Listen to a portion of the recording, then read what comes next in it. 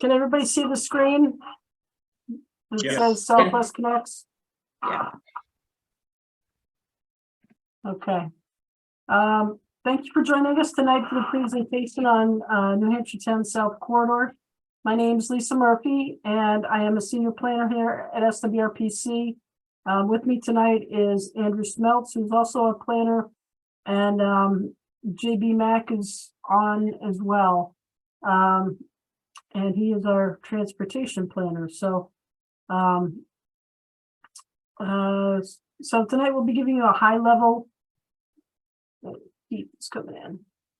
Tonight we'll be giving you a high level overview of the New Hampshire 10 South Corridor, which will run about 15 minutes for the presentation.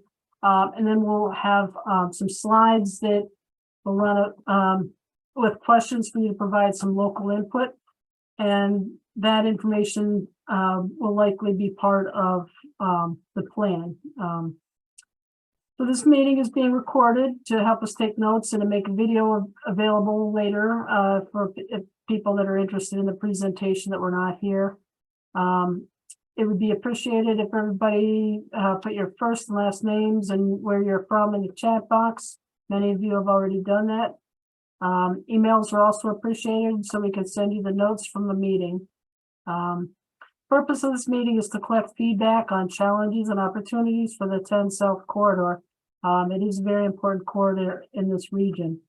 Our schedule for completing the update to the long-range transportation plan is July 2023. And for those of you who don't know who we are, Southwest Region Planning Commission is one of the New Hampshire's 9 regional planning commissions. One of the roles that SWRPC is to create and update the long-range transportation plan for this region. Long-range transportation planning seeks to better understand the current conditions and future demand for transportation and to help address the needs and for the population in this area. Among other information, the plan contains a vision, goals, and objectives, data and information about existing conditions, documentation of transportation challenges and opportunities, and also a section that documents planned projects and currently funded projects.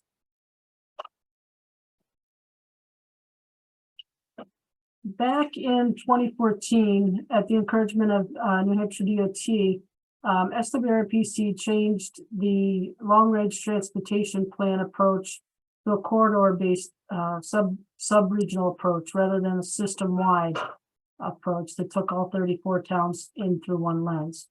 In our plan, SWRPC identified 8 major transportation corridors, and you can see those by the different colors. These corridors connect major destinations within the region, and they connect Southwest New Hampshire to surrounding regions in the neighboring states of Vermont and Massachusetts. A corridor approach, analysis approach has a number of benefits over a system-wide transportation approach. For example, the corridors tend to mirror the predominant movement of people, goods, and information, and regionally significant economic activity. Corridors are a good scale with which to engage regional stakeholders that feel more comfortable offering and sharing feedback on the regional or local matters that they're intimately familiar with. And also the corridor level analysis encourages a more complete investigation of non-transportation factors that impact our transportation system, such as land use and economic development planning, which tend to be administered at the local level.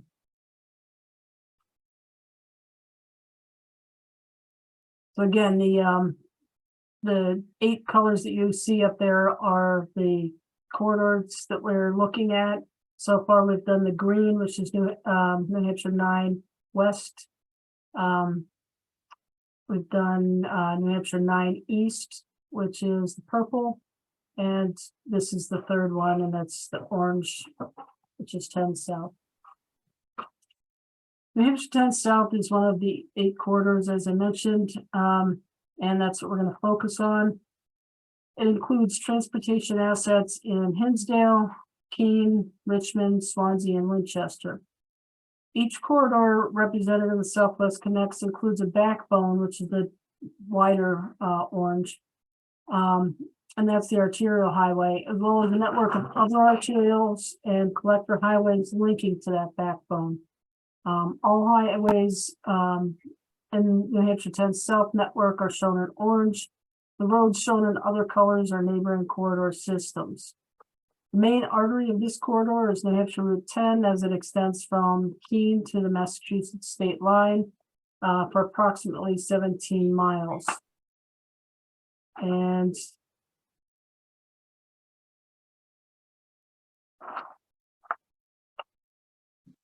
let's go to the next one. Hang on, I want to get the, there we go. All right, this is the area covered.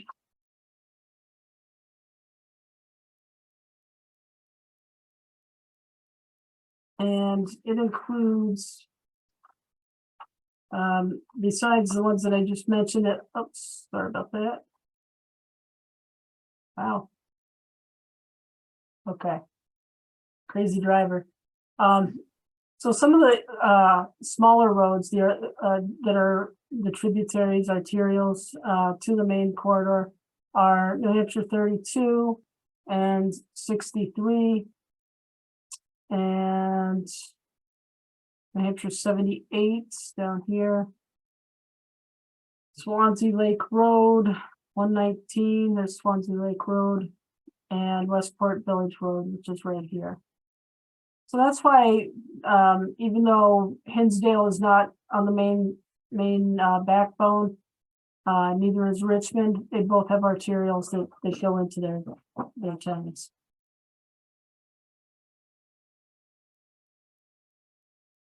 This is a safety map, and it shows the general locations of crashes and the level of severity. Red is fatality, and orange is serious injury. What you sometimes can't tell is the amount, like the layers. You can see some of these have some layers on them, so there may be more than one that's under there. At each fatality crash location, there may be more than one fatality. So while this one is showing one fatality, there may be more than one. There's no way to really know how many were involved. And there may also be serious injuries, but it just shows the one that is the most serious, which is a fatality. Also, likewise, at each serious injury crash point, there could be more than one seriously injured person.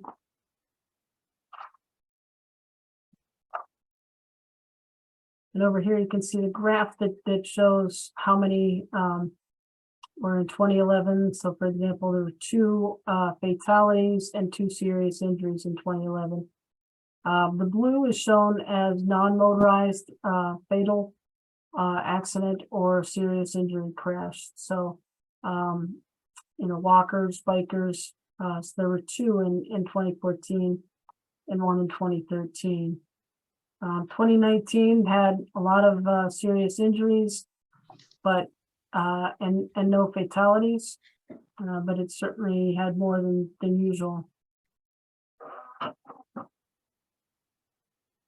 All right, safety improvements. Ways to improve safety in the corridor are often done through the list that's shown here on the side. So adopt a complete streets policy and implement strategies, improve signage, pavement markings, traffic signals, increase enforcement of speed limits, maintain sightlines at intersections and driveways. So far, Keene, Swanzey, Winchester, and Hinsdale have all adopted municipal complete streets policies and design guidelines. And those will help guide safety improvements for the benefit of all road users. Let's see, 2009, New Hampshire DOT sponsored a road safety audit of New Hampshire 10 and Manning Hill Road in Winchester. So there's been some studies. I'm going to list a couple of other studies that were done besides this. Town of Swanzey had a New Hampshire 10 South Corridor study within the last couple of years, and it identified a variety of potential improvements, including at the base of, or at New Hampshire 10 and Base Hill Road intersection. The town is pursuing a complete streets approach to improvements on the New Hampshire 10 in West Swansea.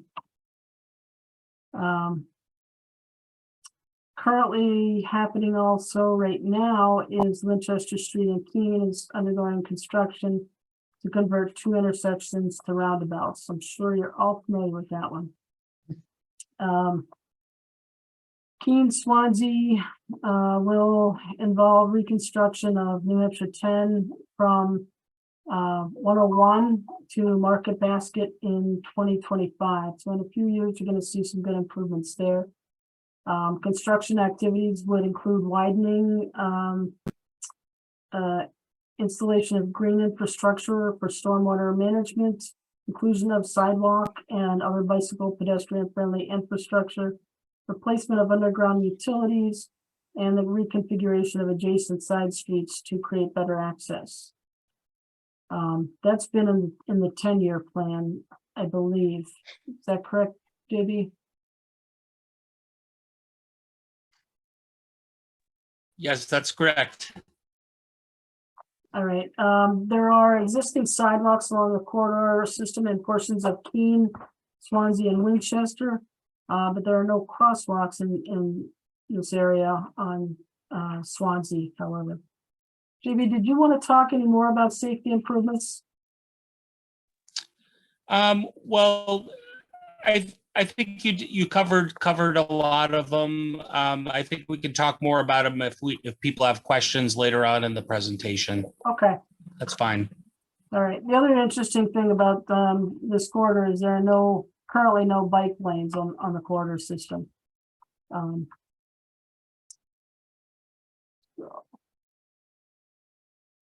This slide is it shows the employment and commuting.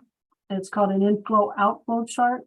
It shows the number of workers coming in to work inside of the 4 towns.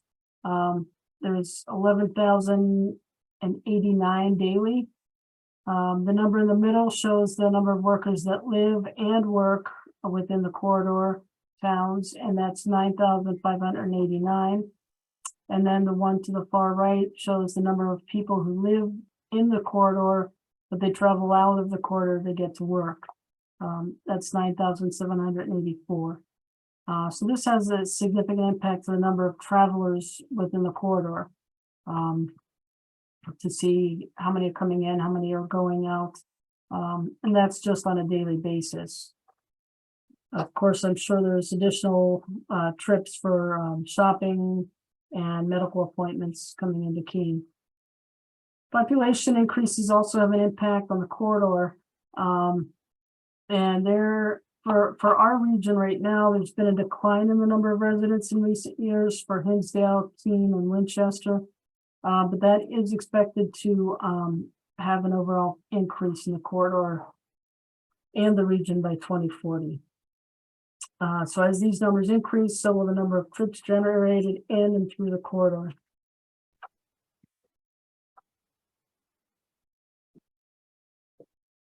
So alternative modes of transportation, screen is showing you transit, bicycle and pedestrian, and volunteer driver programs.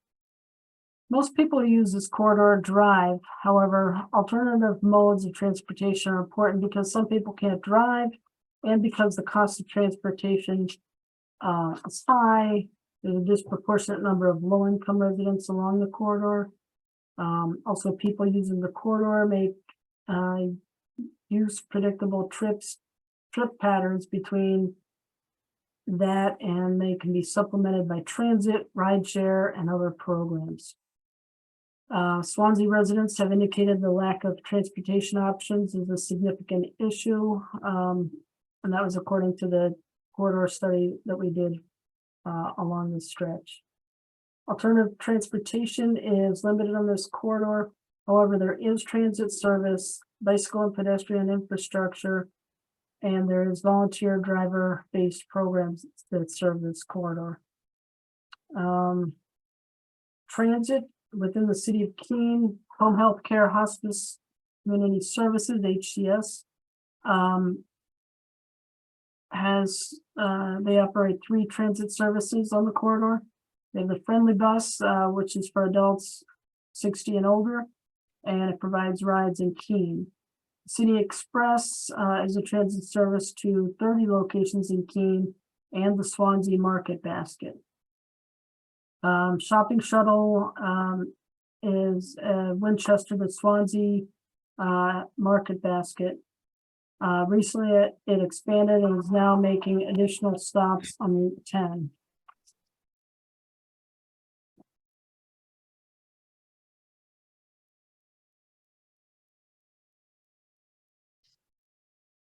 SWRPC is studying the feasibility of 2 different micro transit options on the New Hampshire 10 corridor. One would extend Keene's service down to northern parts of Swanzey, and the other would include a coverage area all the way to Winchester's downtown. Bicycle and pedestrian infrastructure is another one. The Ashland Rail Trail runs parallel to Route 10, providing an important connection for bicycles and pedestrians between Keene and West Swanzey Village. 62 users per day were measured in 2018. No more current measurements have been taken. Bicycle lanes and sidewalks have been proposed, but an engineering study will be determined if it's feasible. Sidewalks are more likely than bike lanes. Swanzey has submitted a TYP, which is a transportation, a 10-year plan, project proposal to improve walking and biking on Route 10 in Swanzey, roughly from South Winchester Street to North Winchester Street. The project is currently being reviewed by SWRPC Transportation Advisory Committee. Swanzey has improved and added sidewalk infrastructure in West Swanzey Village in recent years. Winchester has also upgraded sidewalks along parts of New Hampshire 10 in recent years. Other bicycle and pedestrian infrastructure, Swanzey, Hinsdale, and Keene, as I mentioned earlier, have complete streets policies calling for the town to ensure the safety of all users. And this includes motorists, pedestrians of all ages and abilities, bicyclists, emergency responders, freight providers, and users of public transit in municipal transportation. The volunteer driver program is a community volunteer transportation company, CVTC, that serves the town in this quarter. However, there are limited drivers available. So that's something that we're hoping to increase. And at the end of the day, it's who are we planning transportation for anyhow? And that's people. On this slide, SWRPC shows segments of the population that live on the corridor, because different groups or people tend to have certain transportation needs, or can be seen as representing a specific transportation market.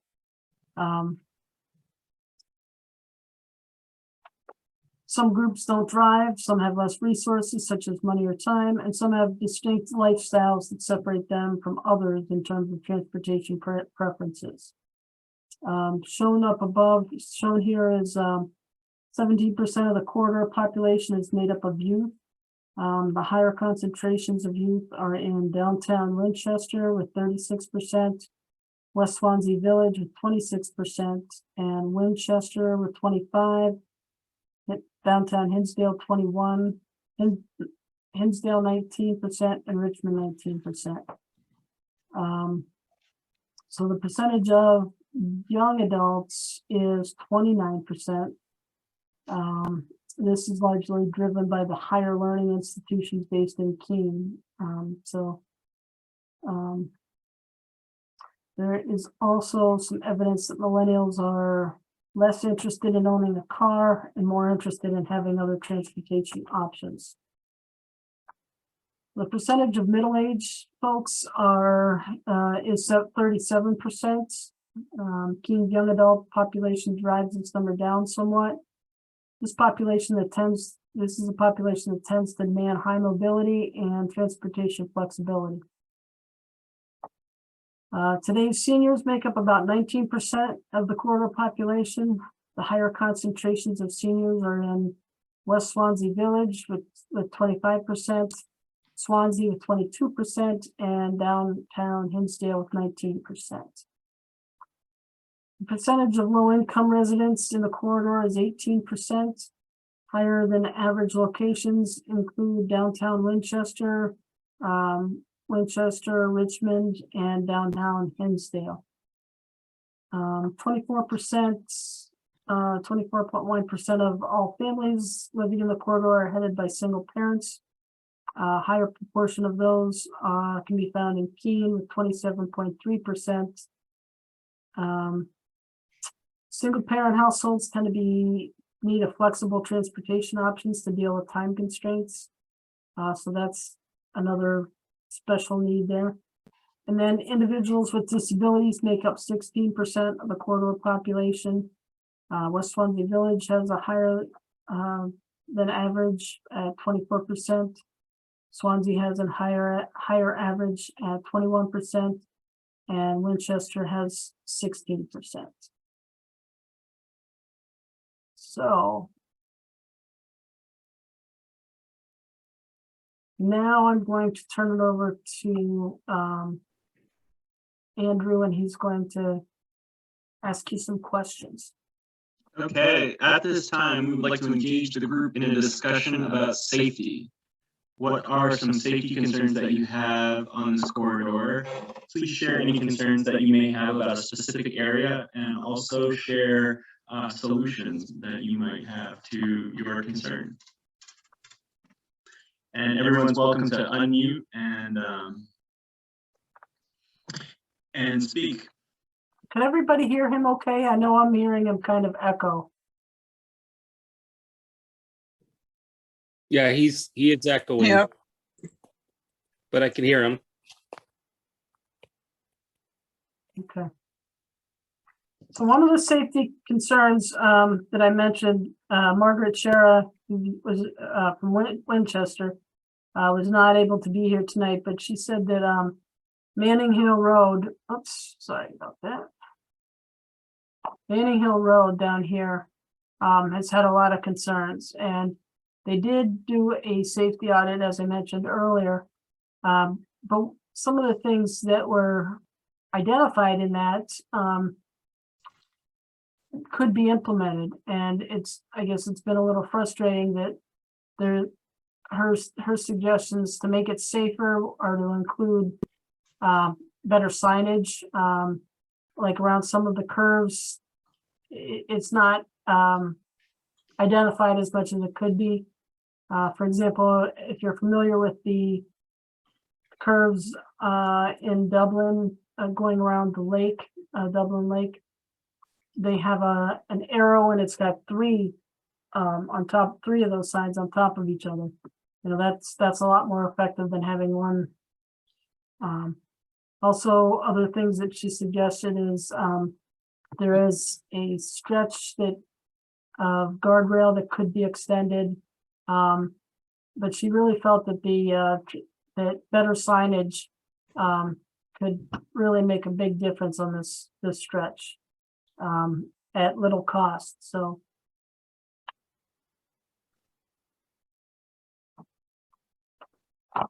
anybody else? Lisa, this is Mike Brandley in Swansea. Can you hear me? Yes, I can. Great. So thanks for organizing this meeting. It's somewhat repetitive to what you've already mentioned from some of the studies we've been participating in, but just to get it on the record, the section of Route 10 kind of in the Swansea Village area is pretty high speed, both posted and traveling speed. And it's also really limiting in terms of intermodal, any non-car ability to move around that area. There's no crossings. It's got a shared turning lane, so it's very wide. There's some limited sidewalks, but not a lot of sidewalks. So I think that's definitely a concern in that portion of the Route 10 corridor. Okay. And just to add to why that's important, we have kind of amenities and also housing on both sides. We have some new workforce housing that's going in right in that area. So there's already a lot of people in that area, a lot of people with some special needs, like you mentioned, but there's going to be even more people looking to be able to get around that area, and hopefully they don't all have to have a car just to get across the street. Okay, great, thank you.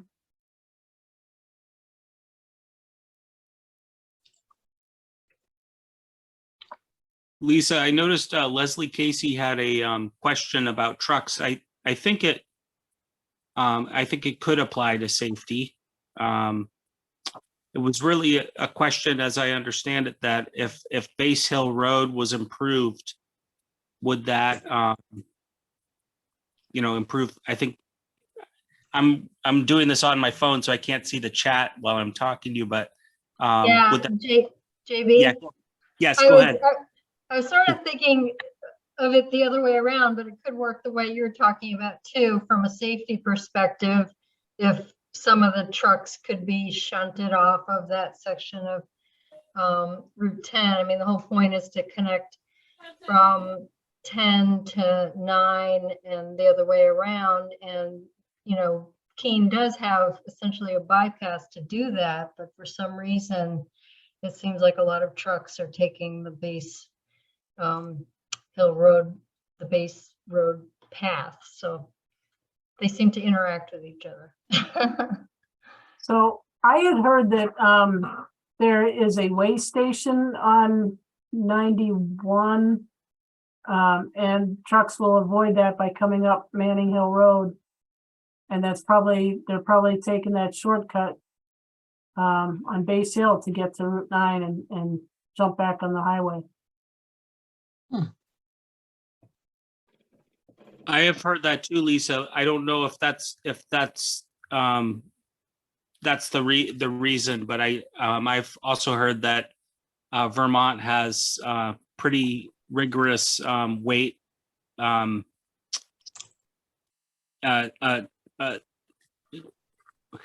sorry, it's after work, so I'm having trouble speaking. They have some pretty good truck enforcement on the federal highway system on I-91, and I've heard in the past from folks in Winchester that trucks try to avoid that and go up Route 10. I suppose it could be going back onto Route 9 to miss that if that need be. Yeah, JB, it's Sarah Carbonell. I think Base Hill Road is actually posted for no through trucks. And if that's the case, maybe it's an enforcement issue versus, doing something else. I do believe it's posted for no through trucks. Okay, that's good to know. I have not noticed that, but we'll check into that. Thank you, Sarah. I will also piggyback on what Michael Branley said about the West Swansea Village. I've been working, rehabbing a house actually on the corner of Cobble Hill Road and Route 10. And often I try and cross Route 10 to go to the post office, have lunch at the restaurant or whatever. And it's really difficult to cross Route 10. There's signs that are out there now that say pedestrians ahead, but there are no designated crosswalks. And it is difficult to get across the road safely. Thanks, Sarah. I think we've also heard there was an older Safe Routes to School study that was done for Cutler School that identified that there are actually kids, or there used to be anyway, kids crossing Route 10 to go to school, which is kind of scary.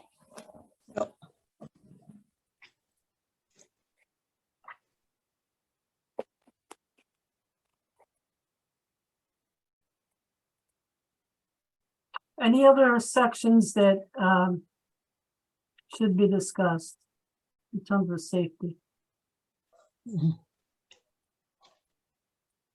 Anything along 119 or 78?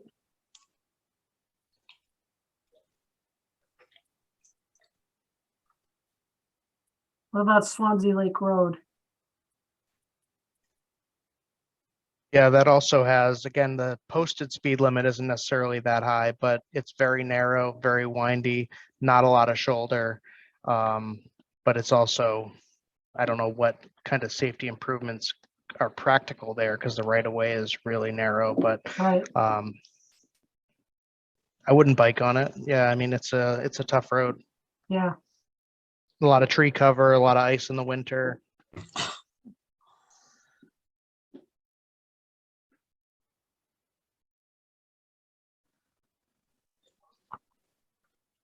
Okay, let's go to the next slide and we can always come back to that if we need to. Transportation options. Go ahead, Andrew. I forgot you were doing this. So earlier in the presentation, Lisa discussed transportation options for people who do not drive, transit, bicycle infrastructure, bicycle and pedestrian infrastructure, and volunteer driver program. How well do we think these programs are serving the 5 towns in the corridor? How well are they serving the population that doesn't drive? Is there something else to try? What do you all think?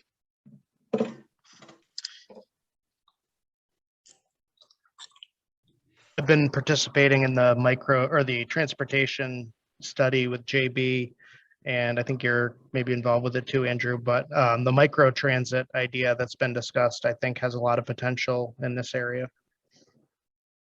Yes, I agree. The transit that is available currently is limited, so there's some rides to be had, but I think for the most part, it's limited.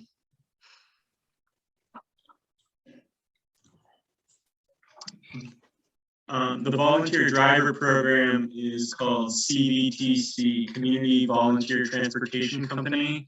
And the 5 towns on this corridor are part of their service area. However, we've heard that volunteer drivers are limited, so it's limiting the amount of rides available.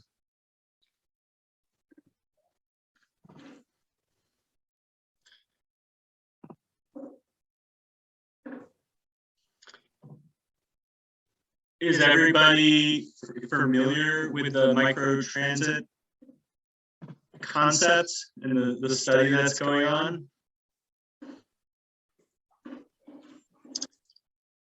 I guess I'm not, so I'd like to hear about it. But my concern is right now is not the south of Route 10. And I live on Route 9 and there's absolutely no transportation to wherever. You have to have your car or get somebody to drive you. There's nothing else. And I understand we're talking about Route 10 South today. Mm-hmm. Yeah, there's some similar issues on Route 10 South and Route 9. JB, do you mind speaking on behalf of the microtransit? Sure, I can do that. So Southwest Region Planning Commission has been working with Home Healthcare, Hospice, and Community Services, which is the nonprofit in Keene that provides transit in Keene.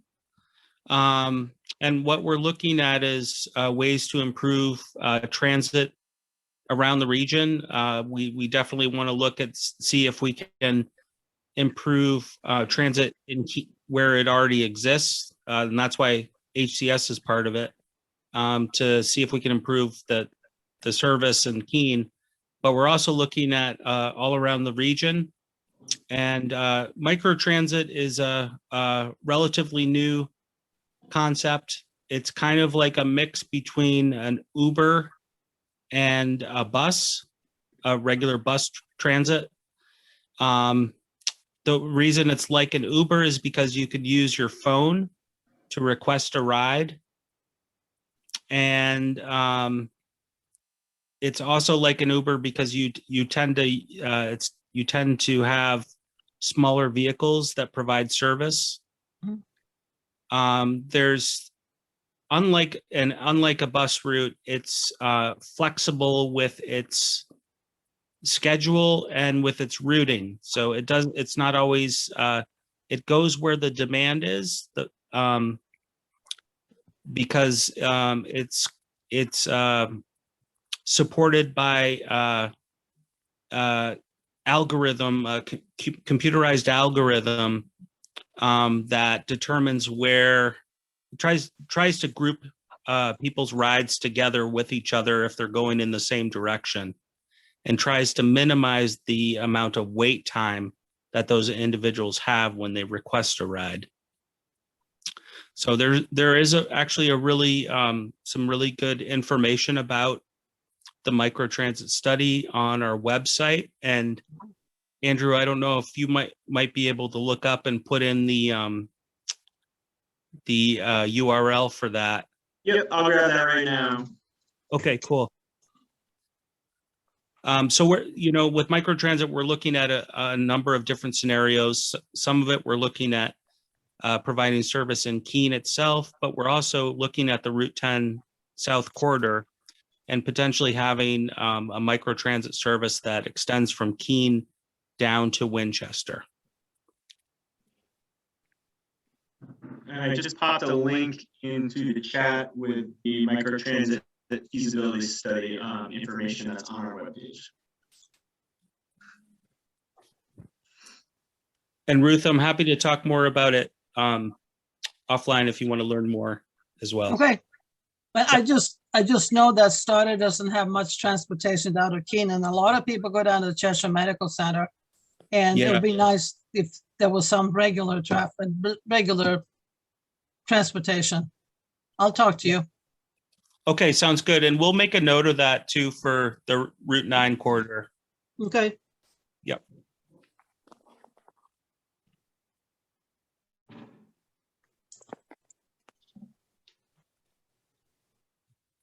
Ready for the next one, Andrew? Sure.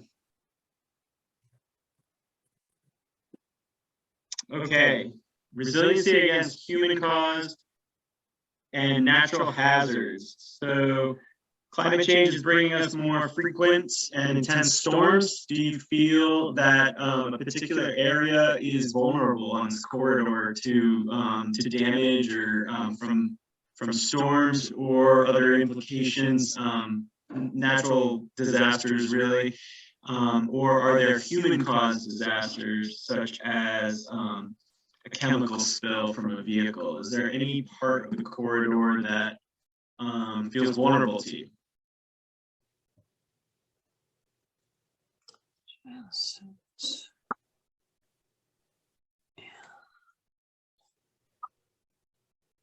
This particular slide actually was from Alstead, but it just amazes me that it did so much damage. And this is just one section. You mentioned Swanzey Lake Road that frequently has trees down in windstorms and rainstorms that impact the power and also can stop traffic. So I would say that's a natural hazard to that area. Okay. I think Route 78 had some substantial flooding this past spring, I think it was. But there's an area along 78 that certainly floods.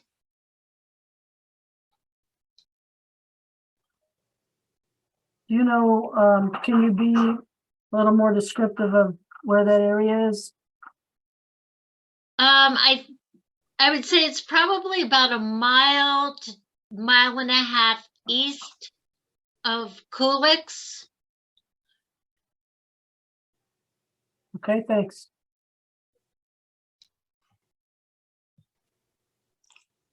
And is it near like some sort of body of water, Sarah? That you know? I don't think it's a body of water, but there's a lot of wetlands in that Okay. area.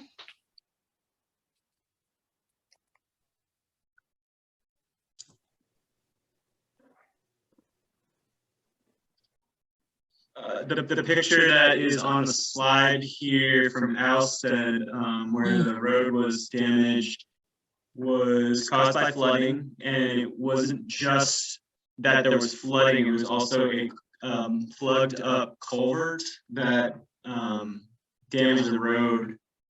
And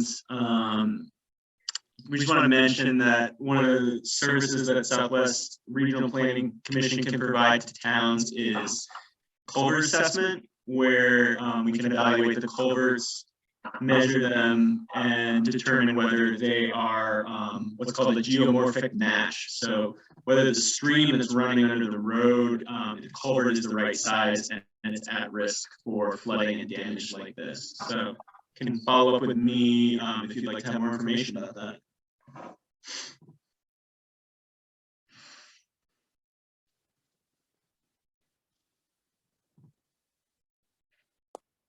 Sounds like we can keep going, guys. Okay, infrastructure is the next one. How do we feel about the condition of infrastructure on the corridor? Transportation infrastructure, meaning conditions of road and pavement, and also sidewalks, crosswalks, guardrails, trails, everything to do with transportation. How do are there concerns of a particular area, and solutions if you have any to go with your concerns?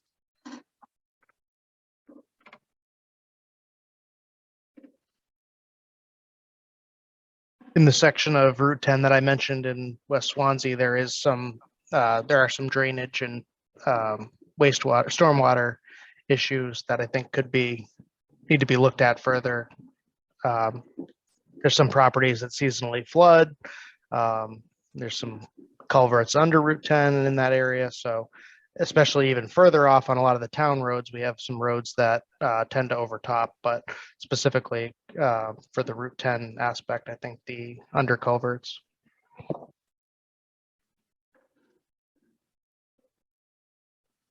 Thank you, Michael.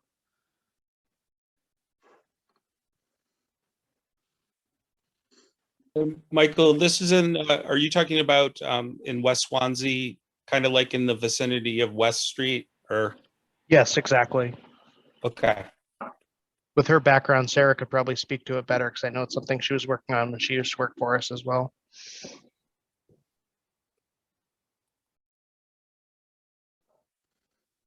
There's certainly drainage issues, West Street, California Street, that whole area. And it's part of it is that not all of the culverts are sized appropriately, and some of them are actually pitched the wrong way, which is problematic. So there really needs, I think, to have a study of those culverts and the drainage, specifically in that area of Route 10. There's been some flooding in the past on the east side of Route 10 in the vicinity of what used to be the restaurant. I can't think of the name of it right now. Nick's Restaurant. Nick's. And south of that, there was some flooding. So you know, it needs to be looked at by an engineer and probably have some new culverts put in that are appropriate size. Have you noticed an increase in recent years?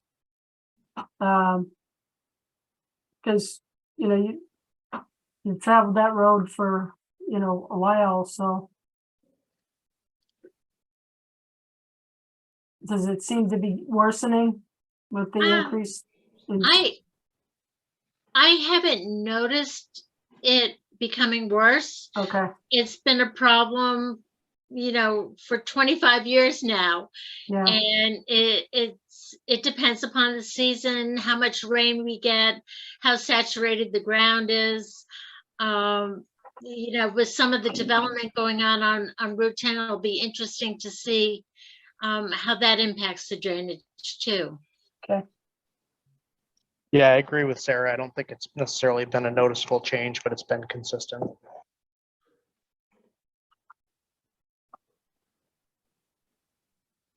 Any other areas, any other towns?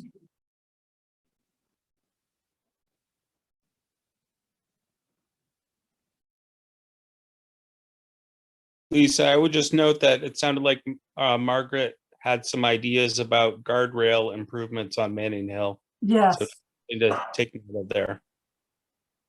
Do you happen to know, did she give us some more precise locations? Or- no, Okay, so we might follow up with her then.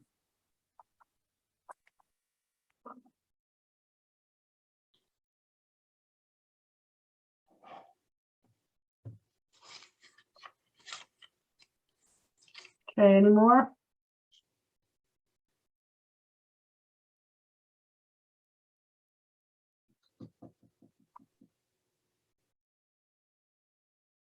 Okay, are there any other comments that anyone has about anything in general? We've also, in our other meetings, we've heard comments about land use and the need for more retail and industrial use, land use changes, or electric vehicles and things like that. And I was just wondering, wanted to open it up generally and see if there's anything else that anyone would like to add here.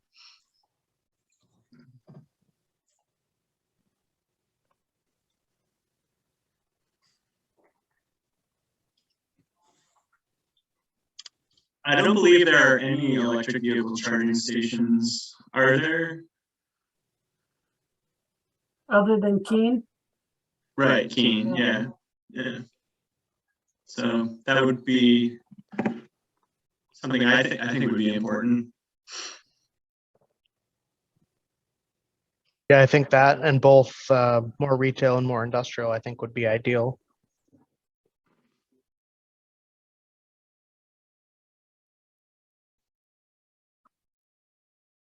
I think one of the rubs for the Route 10 corridor is the availability in portions of Winchester and Swansea for sewer and water. And so that's also where housing, high density housing will tend to go. So it is somewhat at odds with developing commercial and industrial properties along 10.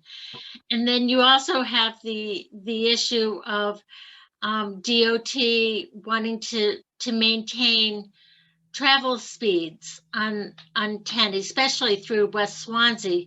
They're very hesitant to agree for any crosswalks because they do want to maintain the speeds going through there. So I think there's a lot of competing factors involved, and it's difficult. You know, the new housing project on 10 has what, 80 units, Michael, somewhere in there? Is it 80 units? Yeah, I believe it's 84. Okay. Well, And while they're on the same side of the road as Gamerlo's and the post office and the restaurant, the schools are on the other side of Route 10, Cutler School's on the other side of Route 10, the library's on the other side of Route 10, Wickham Hall is on the other side of Route 10. And as I said, there's no safe place to cross on that corridor. Yeah, ball field's right across the street too.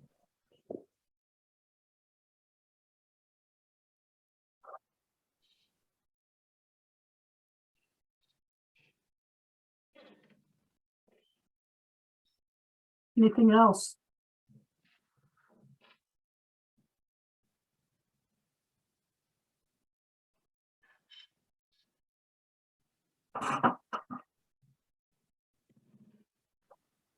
All right, so thanks for your participation. Here are some of the ways that you can get involved. We've got a survey that we just put up and the link is right there. Also, you could read the current version of Southwest Connects Long Range Transportation Plan. And check out our Facebook page for updates. I'm gonna put the survey link in the chat. Okay,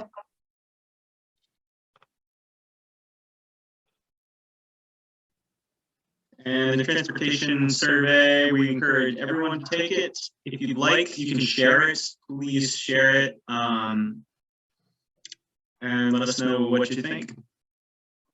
so this is actually not my email. I'm not called Monthly. I'll have to change that.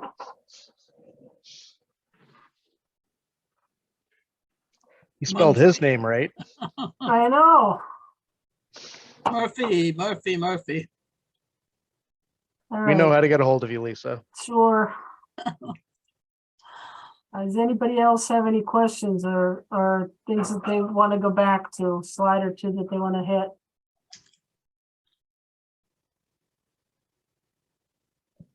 No, All nice right, job so- by everyone. So we will be having another one of these next month, and that one is going to be on 12 North.